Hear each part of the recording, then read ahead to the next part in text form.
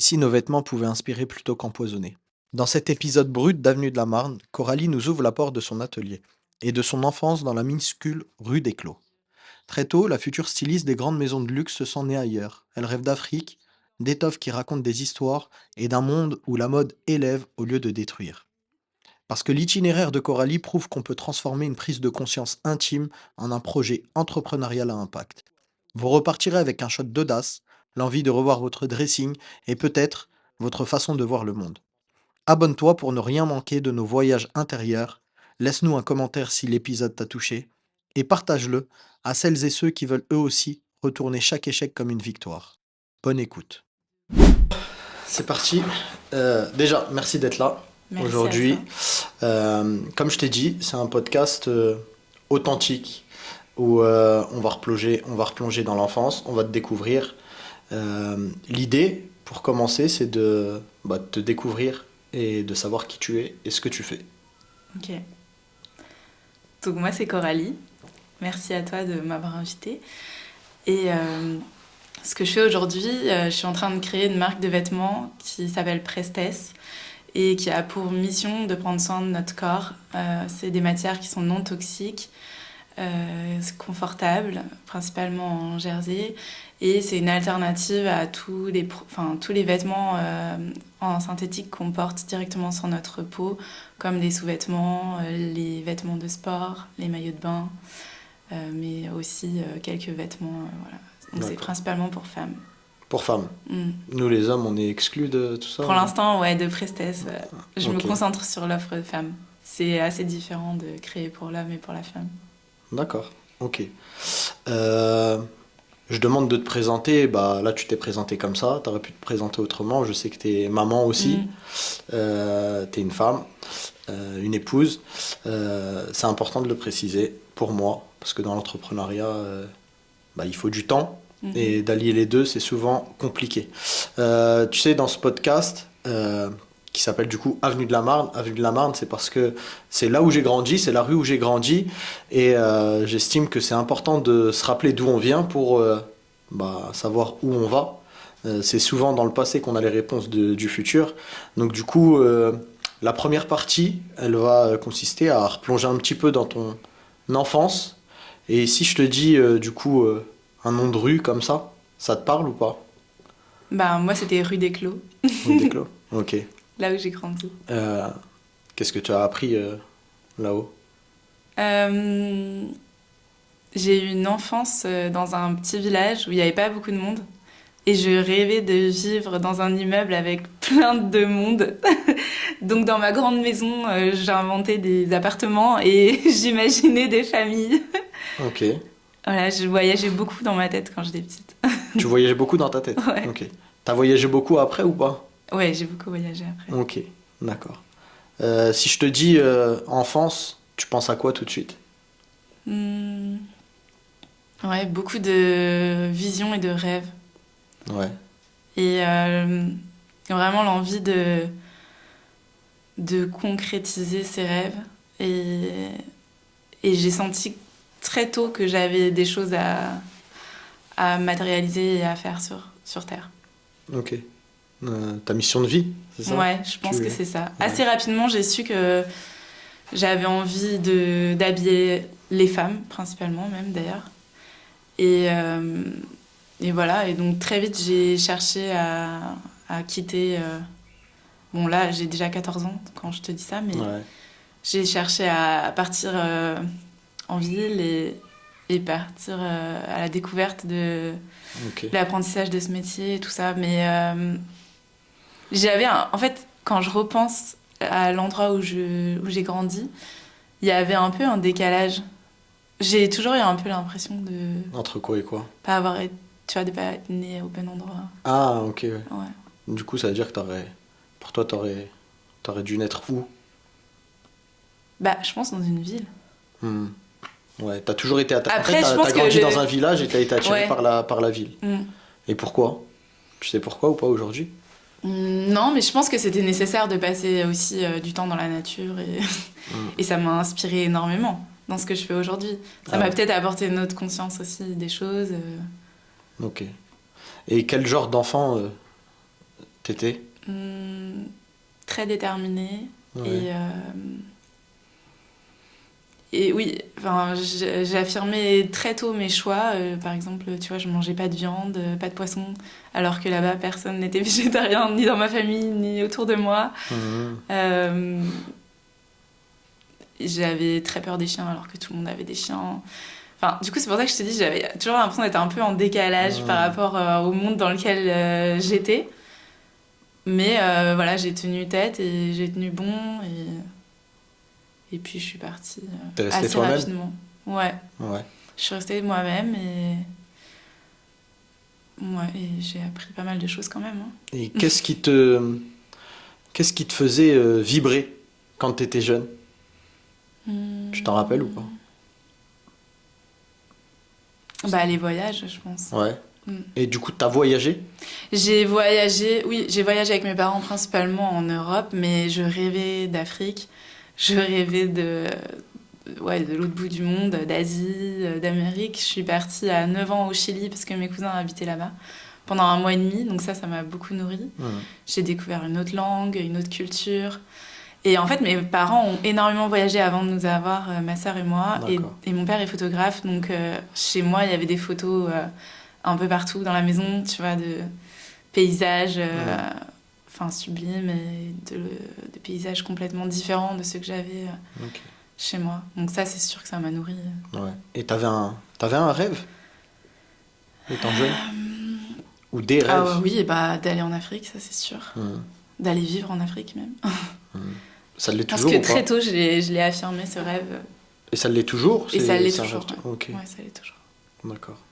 Et est-ce que, du coup, parce que tu m'as parlé de voyage au Chili à 9 ans, etc., est-ce qu'il y a des expériences ou des personnes euh, qui t'ont marqué?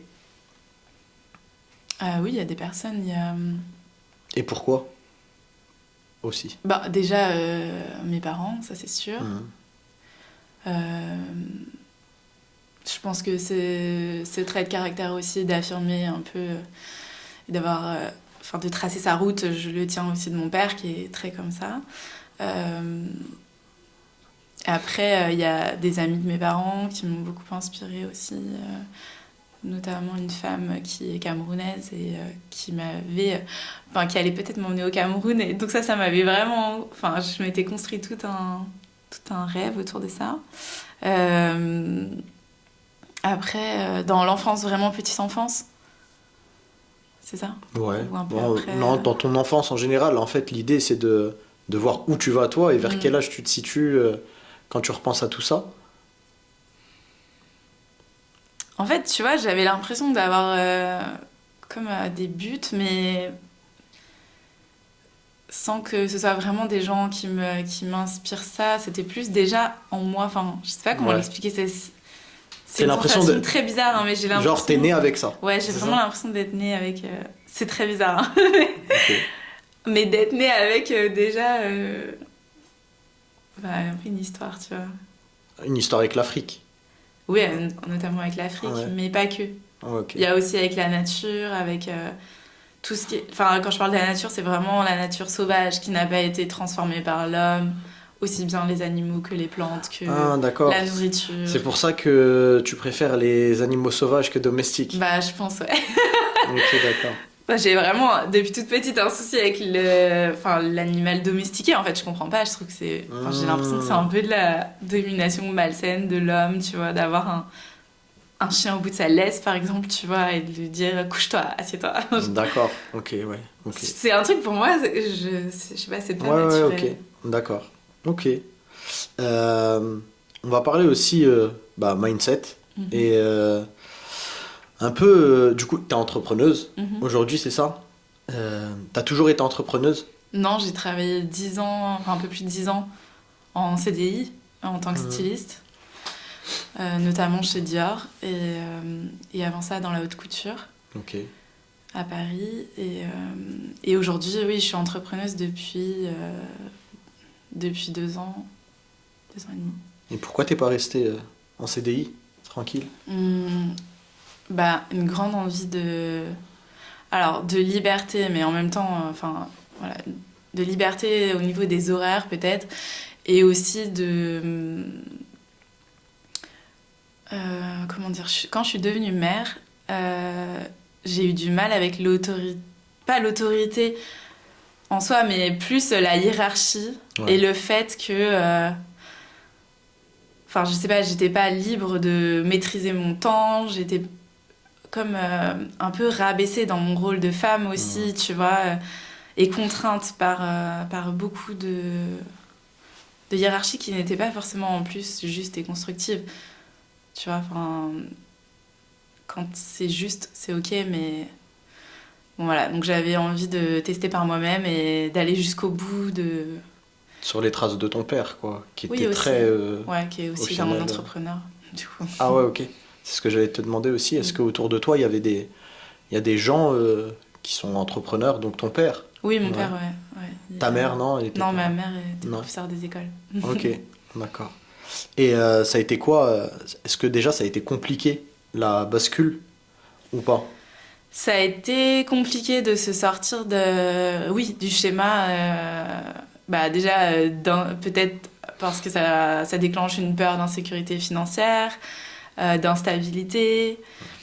Mais je pense vraiment que d'avoir eu mes enfants, ça m'a énormément aidée. En fait, avec mes accouchements, je me suis dit, là, j'ai réussi la chose la plus dingue de ma vie. Maintenant, je peux tout faire. J'ai fait le truc le plus incroyable. Donc, quelque part, j'avais pas peur, tu vois. Ouais, c'est fou parce que en général, les gens, lorsqu'ils ont des enfants, hommes ou femmes, bah ça fait en général l'effet inverse. Mm. Enfin, on entend souvent, bah non, j'ai des enfants, je peux pas quitter mon CDI, je suis trop au confort et tout. Et toi, en fait, ça a été l'inverse. Tu t'es dit en fait que Ouais, tu avais mis au monde des enfants et que du coup, tu avais fait tout. Enfin, ouais, il n'y avait plus vraiment. rien qui te faisait peur. Ok. Parce que je pense que de par l'accouchement, j'ai contacté une force tellement puissante que je me suis sentie après, enfin, inarrêtable, tu vois. Enfin, Et cette force, elle est toujours elle est présente? toujours présente. Ok. Et j'ai eu 3 enfants. Et du coup, c'est ça que j'allais te Donc dire. ça n'a fait Ça se que multiplie. augmenter. Ouais. Ok. Ton plus gros. Tu sais que moi, du coup, je suis coach, préparateur Mhm. mental. Et donc, ça m'intéresse de savoir quel a été ton plus gros défi mental. En tant qu'entrepreneuse, Mhm. donc qui fait la bascule, euh, et mère et épouse. C'est quoi aujourd'hui ton plus gros défi mental? C'est la gestion du temps, Hmm. la répartition du temps. Euh, je pense que c'est l'une des plus grandes richesses. En fait, le temps, on court après le temps et pas après l'argent. Euh, je, je pense que je n'étais pas du tout organisée avant d'avoir eu les enfants et enfin, du fait d'avoir eu 3 enfants, j'ai plus eu le choix. Donc voilà, j'essaye de rythmer ma journée, et finalement, je me rends compte, grâce aux enfants, tout ce qu'on peut caser dans 24 heures. Et c'est incroyable. Et quand je repense à la Coralie que j'étais avant d'avoir mes 3 enfants, mais je me dis, mais en fait, je dormais trop dans ma vie. Je chillais beaucoup trop et je perdais beaucoup trop de temps, en fait. On se demande souvent, enfin moi en tout cas, c'est aussi en tant que papa, je me dis mais qu'est-ce que je faisais Mm. avant quand j'avais pas d'enfant? Mais oui. Genre, je me dis le temps, je devais l'avoir, Mais oui, tout je devais pareil. en avoir trop en Mm. fait, tu vois. Mais en fait, c'était la même chose, sauf que je pense que ouais, je rejoins ce que tu dis et c'est en fait c'est rare en tout cas qu'une femme te dise et ce discours-là. Mhm. En général, moi ce que j'entends beaucoup, c'est pas possible, je peux pas entreprendre parce que j'ai des enfants. Mm. C'est pas possible parce qu'il y a trop de temps, les enfants, je dois faire ci, je dois En faire fait, je pense ça. qu'on nous met beaucoup ça dans notre tête, mais je pense qu'il faut aller justement à l'inverse et se dire que les enfants, c'est notre richesse, c'est eux qui nous apportent cette force, cette puissance, cette énergie. Enfin, moi, tous les matins, c'est ma vitamine, hein. Je me réveille, je me dépêche d'être prête avant qu'ils se lèvent pour pouvoir les voir, pour me remplir aussi de cette énergie qui est vraiment... qui est très nourricière. Enfin, vraiment, ils sont tellement vivants, ils sont tellement énergiques et tout. Et du coup, ils t'apportent quoi, tes enfants, Ils aujourd'hui? m'apportent de l'énergie. Ils Ouais. m'apportent la volonté, la force d'avancer. Je me dis que j'ai pas le choix là en fait. Tous les matins, je me réveille, il faut que je trouve la solution de voilà, aujourd'hui, tout ce que je vais mettre en place, c'est pour notre bien-être à tous. Donc Ça passe par des temps vraiment de pleine présence avec eux pour qu'ils profitent de leur mère. Et ça, je me sens tellement chanceuse grâce à l'entrepreneuriat de pouvoir avoir cette maîtrise-là du temps. Quand j'étais en contrat, j'arrivais à 18h30 chez moi, déjà stressée parce que je suis partie trop tôt du bureau, qu'on m'a un peu reproché ça. Et après, tes enfants sont hyper fatigués, tu dois préparer le dîner, c'est juste l'horreur. Tout le monde crie, tout le monde est fatigué, tout le monde... Mais aujourd'hui, quel bonheur de pouvoir me dire ok, j'arrête à 16h, je vais les chercher à 16h20, jusqu'à 19h30, je suis avec eux, et ensuite, si je dois m'y remettre, je m'y remets. Mais j'ai cette liberté-là grâce à l'entrepreneuriat, et j'espère que mes affaires continueront et me permettront de garder ça. Et tout ça, tu l'as appris sur le tas, par ton expérience, ou tu penses que ton enfance, elle y a joué c'est vrai que ma mère était très présente, comme elle était professeure des écoles. Elle avait un peu les horaires d'école, elle avait les horaires d'école, même si elle travaillait le soir avec nous pour préparer les cours, etc. Mais ça, c'est sûr que c'était super. Ok, ouais. Donc c'est du positif derrière ça que tu as envie de retransmettre toi derrière à tes enfants. Et ok, d'accord. Est-ce que tu as eu des doutes? Bien sûr. Ouais. J'en ai encore, même à l'instant où je te parle. Ouais. Et comment, sans rentrer du coup, tu peux les partager si tu veux, mais l'idée c'est de savoir comment, pour ceux qui regarderont cet épisode, leur donner aussi des clés, comment faire face aux doutes en tant que maman, entrepreneuse, épouse. En fait, je pense que comme j'ai pas beaucoup de temps, je vais pas passer trop de temps à réfléchir à mes doutes. Je pense que je suis une fonceuse et j'avance, tu vois. Je veux pas...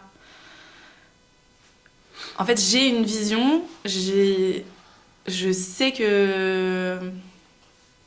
Comment dire ?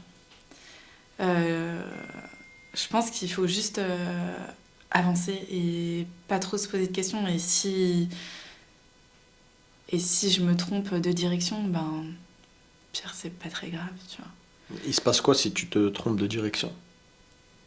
Je recommencerai en tournant un peu plus à gauche ou un peu plus à droite. Les échecs, t'en as connu ? En fait, bien sûr que j'en ai connu.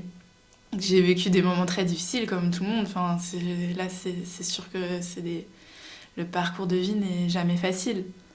Mais quelque chose que j'ai appris et qui m'a énormément renforcée aussi de ma rupture, on va dire, avec le CDI, etc., c'est que chaque échec, en fait, on peut vraiment le retourner comme une victoire.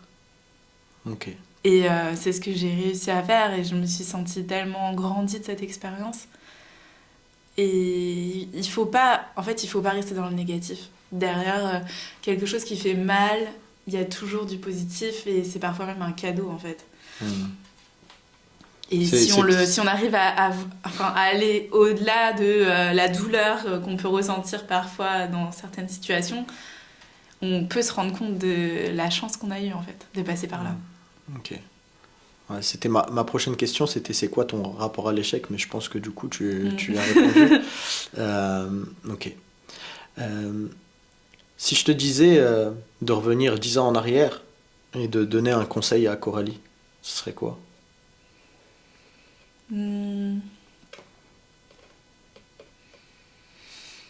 Ouais, peut-être d'expérimenter un peu plus une organisation et une gestion financière.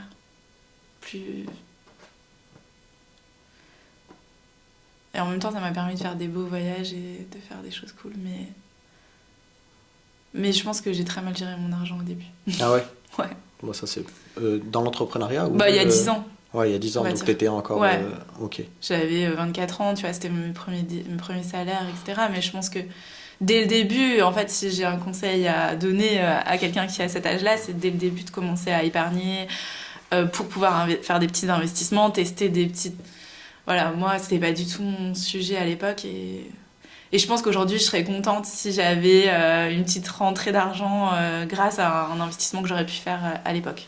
Et puis, si ça se trouve, mon truc aurait complètement foiré, j'aurais tout perdu. Hein. Donc je m'en veux pas de pas l'avoir fait aussi. J'ai bien profité avant d'avoir eu les enfants. Et si on remonte un peu plus loin, dans la rue des Clos, c'est ça? Mm. Elle avait quel âge, Coralie? Bah, je suis née là-bas. Hein. Donc, Ouais. Et jusqu'à quel jusqu'à âge? 14 ans. Ok. Bah, si on prend le milieu, 7. À 7 ans, dans la rue des Clos, si tu parlais à Coralie, qu'est-ce que tu lui dirais? À 7 ans, c'était un âge vraiment pas facile. Ouais. Je comprenais pas trop ce qui m'arrivait. Donc si tu avais cette petite Coralie à Je lui côté de dirais, toi... t'en fais pas, tu y arriveras. Et garde confiance en toi. Et crois en tes rêves. Ok, d'accord. Aujourd'hui, ton rêve, ça serait quoi? Ah, mon rêve, ça serait de vivre de prestesse, de pouvoir étendre le vestiaire que je suis en train de créer, de continuer à passer du temps avec mes enfants, mon mari, que tout soit bien stable. Et que prestesse. Et si je dois parler d'un rêve encore plus grand en termes de mon projet entrepreneurial, c'est vraiment d'inspirer aussi avec prestesse. J'ai vraiment envie que la mode change et que les gens prennent conscience d'énormément de choses par rapport aux vêtements. Et voilà, et prestesse, je la construis un peu comme une muse aussi qui a pour mission d'inspirer, d'aller vers Justement, un autre chemin, on va d'ouvrir un pouvoir autre chemin. approfondir parce que c'est la suite, c'est la dernière partie où je voudrais savoir, prestesse, c'est quoi? Mais en fait, pas c'est quoi, ça y est, j'ai un peu compris, on en a parlé, mais c'est quoi les valeurs de prestesse? Les valeurs de prestesse, c'est d'aller vers un autre chemin, de proposer autre chose dans la mode, dans le luxe surtout, avec des valeurs,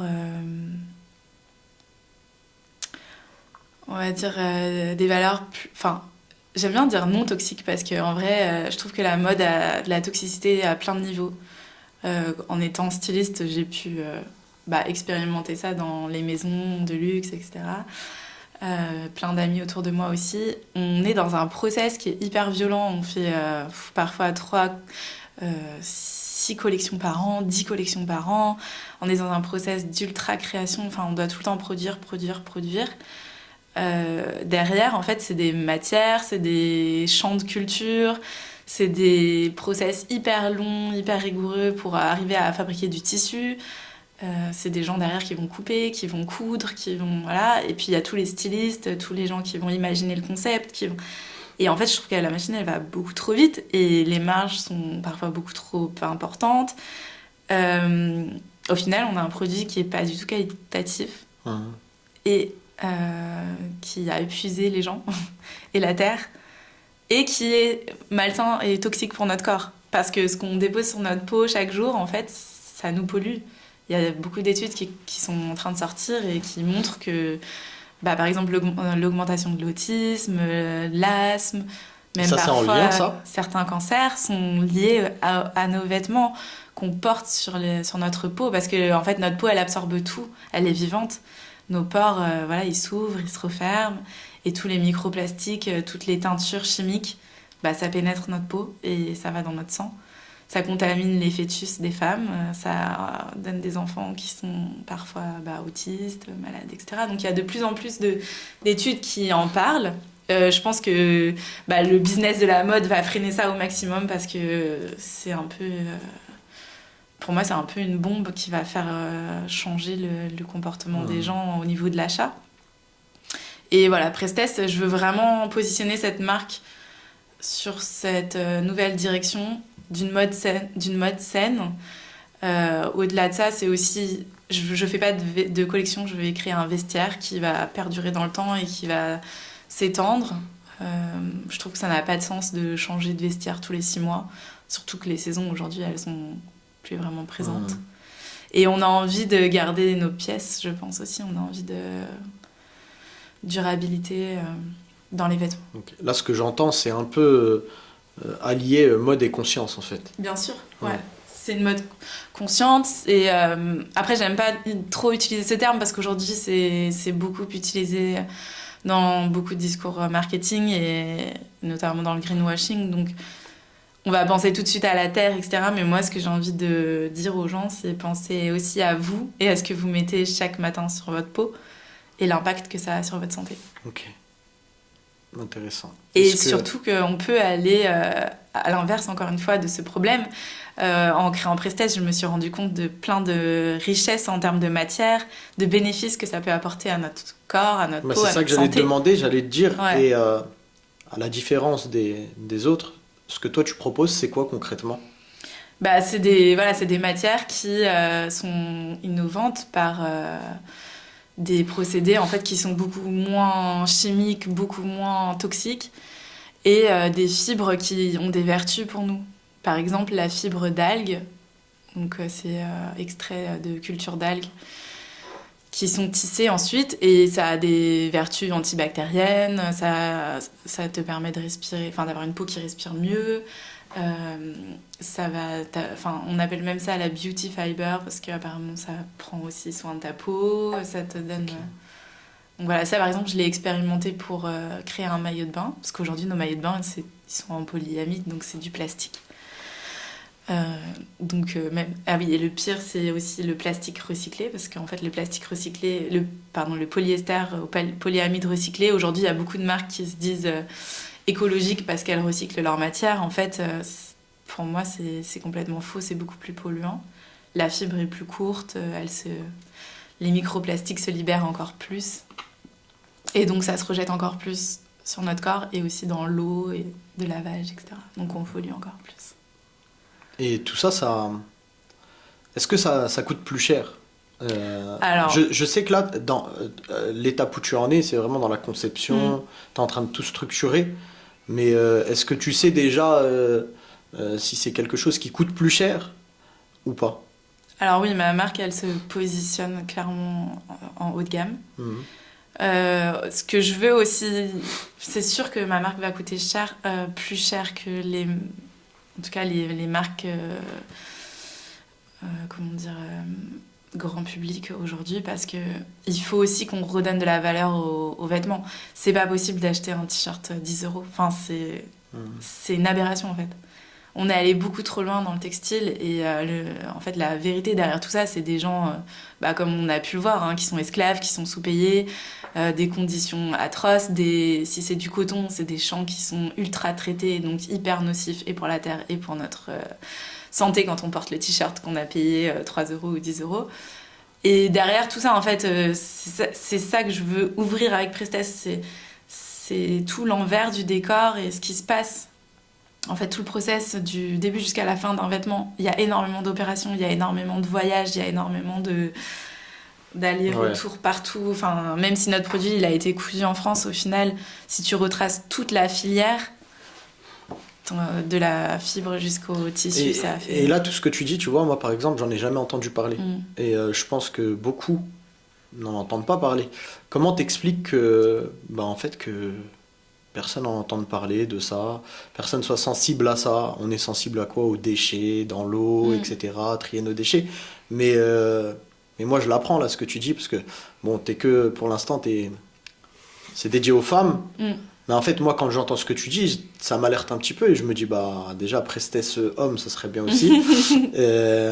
Mais pourquoi, en fait, pourquoi un silence sur ça? Pourquoi on n'en entend parler nulle part de ça? Moi, j'ai l'impression de l'apprendre. Et souvent, tu sais, quand on est précurseur, on est aussi vu comme un fou, comme perché. Tu vois, encore, avec ici, c'est authentique, ça veut dire, je parle clairement comme je le pense. Ouais, c'est qui elle encore, tu sais, avec son illumination, elle veut se battre contre ci, contre ça. Puis souvent, des années après, on se rend compte que, mais en fait, elle l'avait dit, elle était vue comme... voilà. Aujourd'hui, pourquoi on n'en entend pas parler? Et qu'est-ce qui fait que toi, aujourd'hui, tu es sensible à ça Je pense que... alors, on n'en entend pas parler aujourd'hui parce que c'est un énorme business, la mode. C'est vraiment un énorme business. Je pense qu'en France, c'est l'un des plus gros business. Et si on commence à parler de ça, les acteurs derrière ne sont pas encore prêts Après, on commence à en entendre parler parce qu'il va y avoir une application qui, je crois, sort en 2025 qui a été votée là à l'Assemblée, qui permet, en fait, un peu comme le Yuka, mais qui permet de scanner les vêtements et de connaître un peu tous les produits plus ou moins qu'on a utilisés dans le vêtement. Mais en réalité, c'est quasiment impossible de connaître ça. Moi, pour vraiment l'expérimenter tous les jours avec Prestess, c'est hyper difficile de connaître l'origine de notre vêtement, l'origine de la matière, tout le chemin qu'elle a pu parcourir dans le traitement de la fibre, la filature, etc. Enfin, toutes ces opérations-là. Et ensuite, ton tissu, où il a été coupé, où il a été fabriqué. Bon, ça, tu peux le savoir un peu plus. Mais les étapes avant, c'est hyper obscur. Et c'est aussi pour ça que ma marque va coûter cher, parce que moi, je travaille avec un partenaire qui fabrique ces matières, enfin 2 partenaires, mais qui fabriquent leurs fils. Parce que la plupart des personnes qui fabriquent leurs tissus, en fait, ils achètent des bobines de fil. Donc c'est encore tout un travail de traçage, de traçabilité pour retrouver l'origine. Donc ça demande beaucoup de temps, et je pense que les boîtes, les marques et tout, elles vont peut-être se préparer, mais dans l'ombre. Et puis une fois que ça sera OK, on va commencer à avoir ces discours marketing qui vont sortir, et cette alerte-là. Ensuite, peut-être que je vais être perçue comme quelqu'un de perché, de fou, etc. Mais c'est venu d'une intuition, ça, à la base. Quand j'ai eu ma fille, ma première fille, je me suis dit, j'allais l'allaiter, et en fait, je me suis dit, mais mon soutien-gorge est en polyester et elle va ingérer des micro-fibres de polyester. Et alors qu'elle est toute neuve. Et là, j'ai commencé à flipper. Je me suis dit, mais en fait, ce que je porte, voilà, ça a un impact. C'est du plastique. Elle va le manger. J'étais là avec ma conscience aussi de jeune mère qui a très envie de me protéger, de protéger mon bébé. Et donc, ça s'est fait très naturellement. Mais ensuite, j'ai fait mes recherches. J'ai trouvé des études. J'ai vu des journalistes, surtout aux États-Unis, qui commencent à écrire des livres, des articles, qui font des blogs autour de tout ça. Et c'est vrai qu'en France, on n'en parle pas encore beaucoup, mais il y a de plus en plus de gens qui ont pris conscience de ça. Et je pense que comme j'ai dit, ça va être une boule de neige dans l'industrie. De toute façon, je pense qu'il faut sensibiliser. De toute façon, il faut déjà en parler. Bien sûr. Et puis après, on verra ce que ça donnera. Mais si beaucoup de personnes comme toi s'y mettent, à mon avis, ça bougera à un moment donné, tu vois. Surtout que la cause est noble, on va dire, tu vois. Donc, en fait, je comprends pas pourquoi... Enfin, je pense que c'est à cause du business. Mais on a eu cette prise de conscience dans l'alimentaire.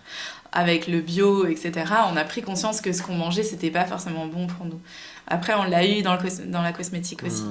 Mais la mode, on n'en a pas vraiment parlé. On a parlé de l'écologie avec la terre et l'impact aussi sur les gens qui fabriquent nos vêtements. Mais on oublie complètement que les vêtements, on les dépose sur notre peau. En fait, on n'est pas sensibilisé à ça, d'où ça vient déjà. Moi, tu m'as appris plein de choses. Et en plus de ça, c'est pas que c'est pas palpable, mais... Tu vois, ce pull-là, il est posé sur moi, et pour moi, il n'y a aucun risque, en fait. Il y a rien, en fait. Parce que tu te dis pas que ta peau, elle absorbe. Ouais, pour moi, je mets ça, il me tient chaud, et c'est ce qu'on recherche, tu vois. Et, mais après, c'est pour ça qu'il faut sensibiliser. Et voilà, je suis sûr qu'il y en a plein comme moi qui sont là et qui connaissent pas. Moi, quand tu m'as dit que tu faisais ça, je me disais, mais pourquoi? Tu vois, pourquoi? Et c'est après, je me suis aussi renseigné, je t'ai posé des questions, et je découvre, tu vois. Donc, mais c'est... En tout cas, c'est intéressant, et puis j'espère que ça sensibilisera du monde, tu vois. Mais du coup, en attendant, tes affaires, là. En attendant, moi, évidemment, je suis la première à faire hyper attention. Donc t'essaies de sélectionner quand même les affaires que tu portes. Bien sûr. T'achètes pas n'importe où. Oui, pour moi, pour mes enfants. Mon mari, j'essaye de le sensibiliser aussi, mais oui, bien sûr. Après, il y a des labels qui te permettent d'avoir, on va dire, un minimum déjà d'avoir des produits chimiques qui sont pas utilisés, d'avoir par exemple le label GOTS, c'est l'un des meilleurs. T'as aussi Ecotex, avec différents standards, mais oui, c'est important. Enfin, moi, c'est le minimum que je peux. Blue Label aussi. Et puis privilégier au maximum les fibres naturelles qui sont certifiées si possible, Comme ça, t'évites de porter des teintures hyper Ouais. chimiques avec des métaux lourds, etc. Moi, le vintage, je fais hyper attention aussi parce que je sais que c'est très tendance. Mais porter des vêtements qui ont été fabriqués dans les années 90, quand Ouais. il n'y avait même pas la réglementation REACH qui est apparue en 2000 sur justement l'utilisation de certaines substances chimiques qui aujourd'hui sont vraiment cancérigènes, bah non, j'ai pas envie de les porter. Ok, d'accord. Et on est bientôt sur la fin. Euh, est-ce que la Coralie de la rue du Clos, elle Mhm. croyait en Prestesse ou pas? Ah oui, je pense. Ouais. Je pense que là, je l'ai trouvé ma mission. Ok, d'accord. Euh, Maintenant, l'avenir de Prestesse, c'est quoi? Et bah, c'est de commercialiser les vêtements, enfin de Mhm. commercialiser le vestiaire. Et puis d'étendre ce vestiaire, de le rendre pérenne, et puis comme je t'ai dit, d'inspirer aussi d'autres marques. Enfin, moi, je serais ravie que plein d'autres marques suivent la direction de Prestesse et puis qu'on change un peu notre façon de créer, notre façon de consommer, notre façon de fabriquer les vêtements. Parce que après, tous ces vêtements qu'on fabrique et qui coûtent pas cher aujourd'hui, on en fait quoi? Ils tiennent pas dans le temps, on doit les détruire. Quand je vois les plages au Ghana qui sont remplies de déchets de vêtements, j'ai envie de pleurer. Non mais moi, par exemple, je vois là, dans ce que tu me dis, ce qui résonne, c'est que moi, je suis un mauvais élève hein, Mm. par rapport à ce sujet-là. Pourquoi? Parce que je cherche les vêtements, tu sais, pas trop chers, Ouais. que j'aime bien. Mm. J'achète pas ce que j'aime pas, mais pas trop cher. Et en fait, ce que je me rends compte au fil des années, c'est qu'en fait, il y a voilà les affaires que je m'achète, Mm. voilà les affaires que je mets pas dans mon Mm. dressing, et qu'à un moment donné, soit j'ai grossi, soit ça me plaît plus, et je suis obligé de les donner, je suis obligé.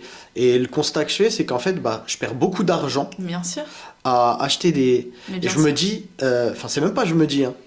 Il y a encore une semaine de ça, j'ai eu un échange avec ma femme où je lui disais, viens, on fait un gros tri dans nos affaires. Mm. Et en fait, on achète, dès qu'on n'a plus, on achète. Mm. Et on achète de la qualité. Et au moins, on met de la qualité, mais pas un t-shirt à 10 euros, comme Non. tu disais. Et puis, au final, je le mets deux fois. Mm.